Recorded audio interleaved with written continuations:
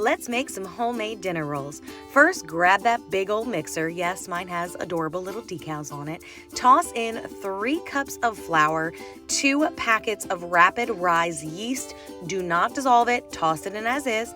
A half cup of sugar, 1 teaspoon of salt, 1 room temperature egg, not fresh out the fridge. Make sure it is room temperature. Then you're going to warm up some milk. Now I put in about a little less than, I would say, 2 cups of milk. You want it to be warm, not hot. So about 100 degrees if you're testing.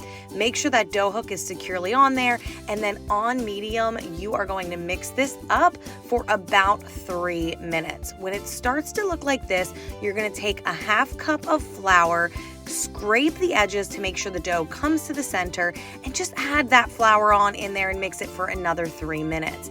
It'll start looking like this. You're going to take another half cup of flour and a little bit at a time. Just keep adding it until that dough starts pulling from the sides. It's going to have an elastic feel, but we want it to get all of those little accesses and pull it to the middle.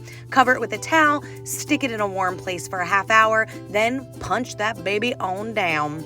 I do sometimes put it in and let it rise for another half hour, but in this case I didn't. I divided them into some equal pieces and then rolled them into balls, put them in a grease deep pan with some saran wrap over top, and let those rise for another half hour instead. Pop them in the oven at 375 for maybe 10 minutes until they get a little browned on top. Then you're gonna soak them with some melted butter and a little bit of sea salt. Pop them back in the oven, uncovered this whole time when they're in the oven, guys, until they get a nice golden brown. And there you go, the perfect rolls. Make sure to subscribe to Lost in the Sauce.